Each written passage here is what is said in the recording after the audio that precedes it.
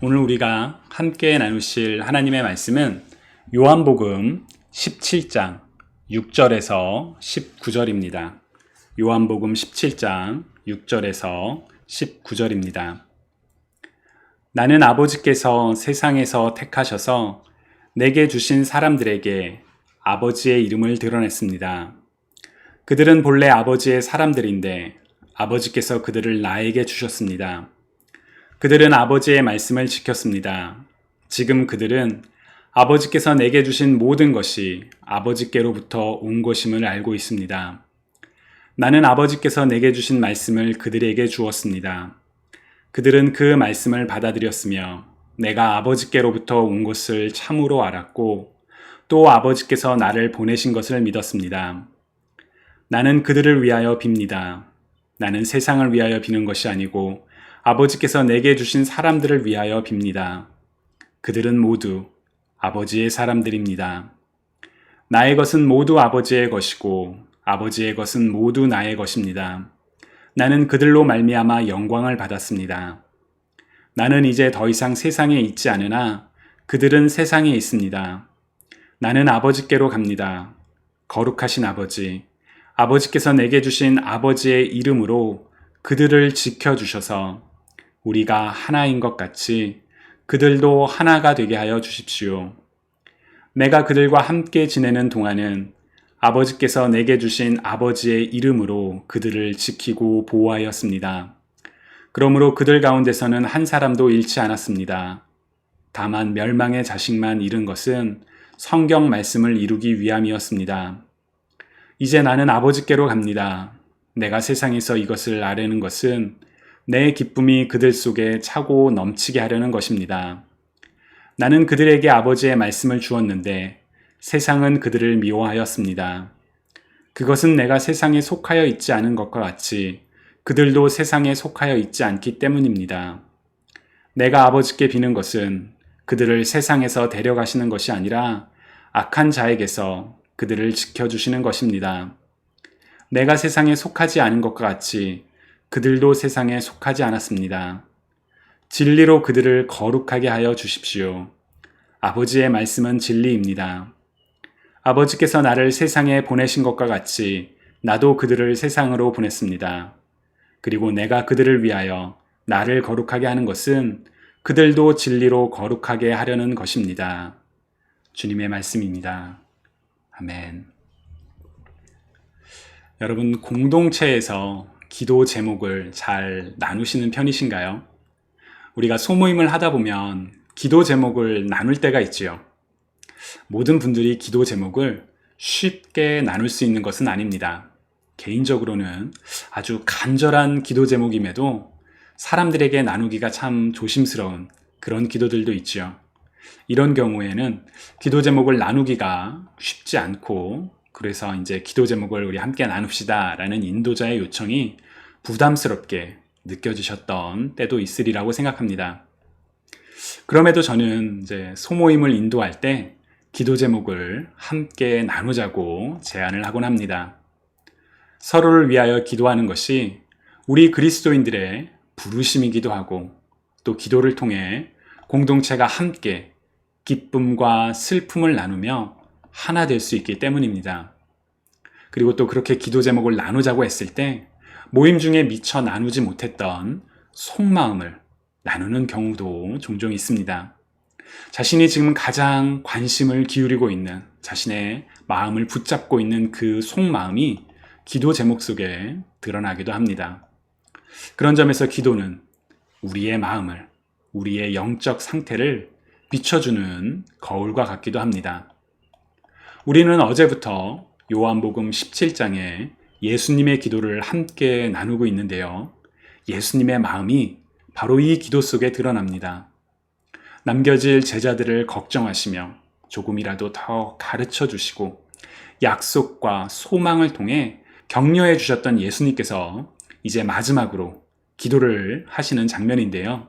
이 기도 속에서 예수님의 마음에 담겨 있는 사랑을 우리가 확인할 수가 있습니다. 어제 살펴보았던 것처럼 예수님의 기도는 영광, 곧 아버지 하나님의 영광을 위한 기도로 시작합니다. 아들을 영광되게 하셔서 아버지께 영광을 돌리게 해달라는 기도. 예수님이 말씀하시는 영광은 십자가에 달려 죽으시는 고통으로 성취되는 영광이지요. 십자가에서 죽으심으로 말미암아 모든 사람들의 죄를 대속하시고 말씀대로 부활하심으로 말미암아 하나님의 완전한 사랑과 구원이 드러나기에 주님의 죽음과 부활은 주님의 영광이며 동시에 하나님의 영광입니다. 주님께서는 이처럼 기도의 첫 시작으로 하나님의 완전한 뜻이 이루어지기를 바라며 영광을 구하는 기도를 드리셨습니다. 이와 같은 주님의 기도는 우리가 잘 아는 주기도문에서와처럼 우리가 기도를 드릴 때 우리의 시선이 먼저 어디를 향해야 하는지를 분명하게 보여줍니다. 우리가 기도를 하다 보면 때로는 우리 안에 그 문제가 너무나도 급해서 내 뜻이 이루어지기를 바라는 마음이 너무 크다 보니까 하나님 이것을 해주세요 라는 그런 바라는 것을 먼저 구할 때가 있습니다. 그러나 주님께서 가르쳐 주셨던 주기도문이나 요한복음 17장에서 드러나는 것처럼 기도를 통해 먼저 하나님을 바라볼 수 있기를 소망합니다. 하나님의 영광을 구하시고 난 뒤에 이제 주님께서는 남겨질 제자들을 위하여 기도하십니다. 바로 오늘 본문인데요. 먼저 6절부터 9절을 보시면 하나님과 예수님 그리고 제자들의 관계가 드러납니다.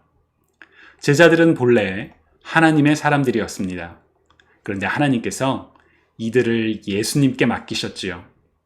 하나님과 사람들 사이에서 예수님께서는 하나님께서 맡기신 사람들에게 하나님의 말씀을 전하시며 하나님의 이름을 드러내셨습니다. 이처럼 하나님과 우리 사이에 중보자이신 예수님을 우리가 볼 수가 있습니다. 그런데 여기서 하나님의 이름을 드러내셨다는 것은 무슨 뜻일까요? 하나님의 이름을 드러내시다. 어떤 의미가 있을까요? 우리 문화에서 이름은 그렇게 중요하게 여겨지는 것 같지는 않습니다. 특히나 한국 문화에서는 사람의 이름을 직접 부르기보다는 관계를 바탕으로 부르곤 하지요. 예를 들어 누구 엄마, 누구 아빠 그렇게 부르거나 혹은 그 사람의 이름보다는 직업이나 직위를 강조하며 부르기도 합니다. 또한 오늘날에는 이름보다는 아이디를 필요에 따라 다양하게 만들기도 하고 또 바꾸기도 하기 때문에 이름의 중요성이 그렇게 크게 다가오지는 않는 것 같습니다. 그러나 구약시대의 이름은 그 사람의 정체성을 드러내는 강력한 상징이었습니다. 그래서 이름이 바뀐다는 것은 그 사람의 인생이 바뀐다는 것을 뜻하기도 합니다. 예를 들어 창세기 17장에서 하나님께서는 아브라함의 이름을 아브라함으로 바꾸시는데요. 이것은 하나님께서 그의 인생을 변화시키신다는 것을 보여주는 사건입니다. 또한 출애굽기 3장에서 불타는 떨기나무 아래서 모세가 하나님께 구했던 것도 하나님의 이름이었죠. 이스라엘 민족을 구원할 구원자가 누구인지를 분명하게 알 수 있게 하는 것은 바로 이름. 그래서 모세는 하나님께 이름을 물어보았습니다. 하나님께서 뭐라고 답하셨나요? 하나님께서는 나는 나다. I am who I am 이라고 답하시며 인간의 인식 너머로 태초부터 존재하시며 영원토록 존재하시는 이 또한 하나님의 뜻하시는 대로 행하시는 이를 뜻하는 놀라운 이름 I am who I am 이라고 대답하셨습니다. 예수님께서는 하나님께서 맡기신 사람들에게 하나님의 이름을 드러내셨다라고 말씀하십니다. 어떻게 드러내셨을까요? 예수님께서는 여러 차례 I am 이라고 말씀하시며 예수님의 정체성을 드러내셨지요. 또한 하나님과 한 분이셨던 예수님께서는 하나님의 이름으로 일을 행하셨는데요. 요한복음 10장 25절에서는 내가 내 아버지의 이름으로 하는 그 일들이 곧 나를 증언해 준다 라고 말씀하시기도 하십니다. 즉 이름을 드러냈다는 것은 하나님이 어떤 분이신지를 증거했다는 뜻입니다. 그래서 NLT 영어 성경은 이 표현을 I have revealed you, 내가 하나님을 드러냈습니다. 하나님의 이름을 드러냈습니다가 아니라 내가 하나님을 드러냈습니다. 라고 번역하기도 합니다. 이처럼 예수님의 사역을 통하여 제자들은 하나님을 볼 수가 있었습니다. 그러나 빌립은 이것을 깨닫지 못하고 우리에게 아버지를 보여주십시오 라고 말한 적도 있지요. 이때 주님께서는 빌립아, 내가 이렇게 오랫동안 너희와 함께 지냈는데도 너는 나를 알지 못하느냐? 나를 본 사람은 아버지를 보았다 라고 대답하셨습니다. 제자들은 주님과 이처럼 함께하며 예수님이 하나님으로부터 오셨음을 깨닫고 믿었습니다. 그러나 이제 예수님께서는 이들과 더 이상 함께 할 수 없는, 곧 이들을 남겨두고 떠나셔야 하는 그런 상황이 되었습니다. 그렇기에 주님께서는 남겨질 제자들을 위하여 기도하십니다. 10절부터 19절에 이어지는 제자들을 위한 주님의 기도는 크게 세 가지 내용이 담겨 있습니다. 제자들의 하나됨, 보호, 그리고 거룩함에 대한 내용입니다. 각각의 기도마다 주님이 더 이상 함께이지 못하게 됨을 반복하며 말씀하시지요. 그동안 함께했으나 이제 주님이 떠나시고 난 뒤에 세상 가운데 남겨질 제자들을 향한 주님의 걱정이, 아니 사랑이 기도 속에 그대로 드러납니다. 먼저 11절을 보시면 예수님은 제자들의 하나됨을 위하여 기도하십니다. 나는 이제 더 이상 세상에 있지 않으나 그들은 세상에 있습니다. 나는 아버지께로 갑니다. 거룩하신 아버지, 아버지께서 내게 주신 아버지의 이름으로 그들을 지켜주셔서 우리가 하나인 것 같이 그들도 하나가 되게 하여 주십시오. 아멘.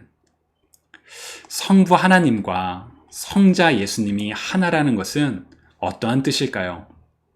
아마도 많은 분들께서는 삼위일체 하나님의 교리를 먼저 떠올리시리라고 생각합니다.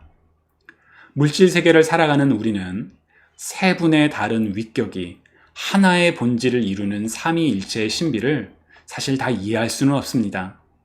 그러나 예수님께서는 몇 차례에 걸쳐 반복적으로 성부 하나님과 성자 하나님의 관계를 말씀해 오셨습니다. 예를 들어 요한복음 14장 11절에서 내가 아버지 안에 있고 아버지께서 내 안에 계시다는 것을 믿어라 라고 말씀하셨지요. 예수님께서 아버지 안에 거하시고 아버지 하나님께서 예수님 안에 거하시는 것, 우리가 얼마 전 포도나무와 가지 비유에서도 함께 살펴보았던 내용인데요. 주님께서는 요한복음 15장 4절에서 우리를 향해서도 내 안에 거하라, 나도 너희 안에 거하리라 라고 말씀하셨습니다. 저는 성경에 나오는 많은 단어들 중에서 거하다 라는 단어를 참 좋아합니다. 거하다. 그곳에서 함께하며 살아가다라는 그 의미가 참 깊고 따뜻합니다. 다윗은 시편 23편에서 내 평생에 선하심과 인자하심이 반드시 나를 따르리니 내가 여호와의 집에 영원히 살리로다 라고 고백한 바 있지요. 하나님 안에 거한다라는 것, 하나님과의 인격적인 친밀한 교제를, 연합을 누리고 있다는 뜻입니다. 주님께서는 성부와 성자가 하나인 것처럼 믿는 자들이 하나 될 것을 기도하십니다. 공동체가 하나 되는 것, 사실 참 어려운 일이죠. 어떤 때는 정말 우리가 하나 된 것처럼 느껴지다가도 또 어느 순간에는 나와 다름을 느끼고 심지어 갈등과 다툼을 경험하기도 합니다. 그리스도의 몸된 교회로 세상의 어느 공동체에서도 이룰 수 없는 연합과 평화가 교회 안에 있기를 바라지만 사실 그렇지 못할 때가 있지요. 갈등을 어디서부터 어떻게 풀어야 할지 참 막막할 때도 있습니다. 그런 어려움 속에서 우리가 먼저 기억해야 할 것은 성부와 성자가 하나이신 것처럼 우리도 그리스도 안에서 그리스도를 통하여 하나가 되어야 한다는 것입니다. 그것은 우리의 생각과 힘만으로는 이룰 수가 없습니다. 그렇기에 주님께서도 아버지의 이름으로 믿는 자들을 지켜주셔서 이들이 하나가 되게 해달라고 기도하십니다. 주님의 기도를 기억하시며 하나 되기를 소망하는 가운데 우리가 할 수 있는 일들을 행하는 가운데 하나됨을, 평화를 경험하는 저와 여러분 모두가 되시기를 주님의 이름으로 축복합니다. 두 번째로 주님께서는 믿는 자들을 보호해 주실 것을 위하여 기도하십니다. 주님께서 세상에 속하지 않으셨기에 미움을 받았던 것처럼 주님을 믿고 따르는 자들 역시 세상에 속하지 않아서 미움과 박해를 받을 것을 주님을 아셨습니다. 그래서 그들에게 위로와 약속을 주셨고 이제 하나님께 속한 하나님의 백성들을 보호해 주실 것을 기도로 간구하십니다. 저는 그 중에서도 15절이 참 무겁게 다가옵니다. 내가 아버지께 비옵는 것은 그들을 세상에서 데려가시는 것이 아니라 악한 자에게서 그들을 지켜주시는 것입니다. 라는 이 말씀이 참 무겁습니다. 주님께서 앞선 기도에서 영생에 대해서도 말씀하셨지만 우리는 종종 영생을 오해합니다. 죽어야지만 비로소 누리는 것. 그래서 현실에서는 어떻게 살든 천국에만 가면 모든 문제가 해결되니까 어떻게든 버텨야 한다라고 생각합니다. 버티며 살아갈 수밖에 없는 그런 절박한 상황에서 이 세상이 끝이 아니라 육체의 죽음이 끝이 아니라 그 뒤에 영원한 삶이 있다는 인식은 분명 도움이 됩니다. 그러나 주님께서 말씀하신 것처럼 영생은 유일하신 하나님을 알고 아버지께서 보내신 예수 그리스도를 아는 것입니다. 그렇기에 영생은 죽음 이후에 비로소 시작되는 것이 아니라 오늘 우리가 살아가는 삶에서 이미 시작된 것입니다. 따라서 우리는 죽음 이후의 삶만을 바라보며 어서 세상을 떠나는 것을 소망하며 살아가는 것이 아니라 지금 여기에서의 삶에 대해서 곧 그리스도로 말미암아 이미 임한 하나님 나라의 백성으로서의 책임을 가지고 살아야 합니다. 이곳에서 오늘 영생을 누리며 살다가 다시 오실 예수 그리스도로 말미암아 완전한 하나님의 나라 영생을 경험하는 것, 그것이 믿는 자들의 소망이지요. 주님의 제자로서 세상으로부터 거절당하고 박해당하는 것은 피할 수 없는 일입니다. 그러나 주님은 세상에서 벗어나는 것이 아니라 세상의 삶 속에서 하나님의 보호하심을 구하십니다. 우리 그리스도인들이 가진 딜레마이지요. 세상에 속해 있지 않지만 세상 속에서 살아가야 하는, 그렇기에 우리는 하나님의 보호하심이 필요합니다. 하나님의 보호하심 속에서 세상을 이기신 주님과 함께 승리할 수 있다는 믿음을 가지고 담대히 살아가야 합니다. 그런데 문제는 우리가 이것을 알면서도 이러한 삶을 직접 살아내는 것이 참 쉽지 않다라는 점입니다. 그렇기에 주님의 기도는 세 번째, 곧 거룩하게 해달라는 기도로 이어집니다. 17절입니다. 진리로 그들을 거룩하게 하여 주십시오. 아버지의 말씀은 진리입니다. 아멘. 구약 성경에서 거룩은 구분됨입니다. 세상과 다른 것, 구별되게 살아가는 것, 그것이 거룩한 삶입니다. 그래서 믿음의 선조들 중에서는 이 거룩함을 위하여 세상을 등지고 사막의 동굴에 가서 거하기도 했고 수도원에 들어가 세상과 담을 쌓고 살아가기도 했습니다. 그분들의 순수하며 뜨거운 열정을 우리는 감히 평가할 수는 없습니다. 다만 주님께서 말씀하신 거룩한 삶은 세상을 등지고 살아가며 살아가는데 얻는 거룩함이 아니라 세상 속에서 이루며 살아가는 거룩함입니다. 주님은 이렇게 말씀하시지요. 아버지께서 나를 세상에 보내신 것 같이 나도 그들을 세상에 보냈습니다. 바로 이 말씀을 우리의 가슴에, 우리의 삶에 품기를 소망합니다. 세상으로 보냄을 받았지만 세상에 속한 것이 아니라 세상과 구분되어 살아가는 것, 바로 그것이 우리가 추구해야 할 거룩한 모습 중에 하나라고 믿습니다. 교회 안에서만 그리스도인으로 살아가는 것이 아니라 교회 밖에서 그리스도인으로 섬기며 사랑하며 살아가는 삶, 바로 그러한 삶을 통해 우리는 세상 속에서 세상과 구분된 거룩함을 추구할 수가 있습니다. 비록 그 과정이 쉽지는 않지만 주님의 기도처럼 하나님께서 세상 속에서 보호하여 주실 것을 확신하며 나아갈 수 있기를 소망합니다. 주님의 보호하심은 모든 고통과 실패, 아픔으로부터 자유로운 것은 아닐 수도 있습니다. 믿음이 있어도 고통당하고 실패하고 아픈 그런 날들이 있을 수가 있습니다. 믿음이 있어도 다툼과 갈등을 겪을 수도 있습니다. 그러한 어려움이 있을 때마다 우리 안에 계신, 우리에게 주님 안에 거하라고 말씀하신 주님을, 세상을 이기신 주님을 기억하실 수 있기를 소망합니다. 완전하신 주님께서도 하나님의 뜻을 이루시기 위하여 고통당하셨지만 그 과정을 통해 하나님의 뜻을 완성하시며 영광을 돌리셨습니다. 사랑이 많으신 하나님께서는 우리가 감당 못할 시험을 허락하지 아니하시며 시험 당할 때 피할 길을 내시는 하나님이심을, 우리를 보호하시는 하나님이심을 우리로 하여금 하나님 안에 거하게 하시며 성령 하나님을 통하여 우리 안에 거하시는, 우리와 함께 하시는 하나님이심을 믿으시며 힘차게 살아가는 저와 여러분 모두가 되시기를 간절히 소망합니다.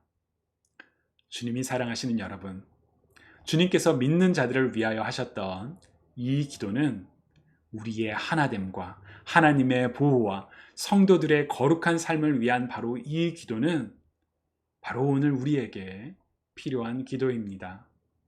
오늘 하루도 그리스도 안에 거하는 가운데 그리스도로 말미암아 성도와 연합하며 하나님의 보호하심을 누리며 거룩한 삶을 살아가는 저와 여러분 모두가 되시기를 간절히 소망하며 또한 주님의 이름으로 축복합니다.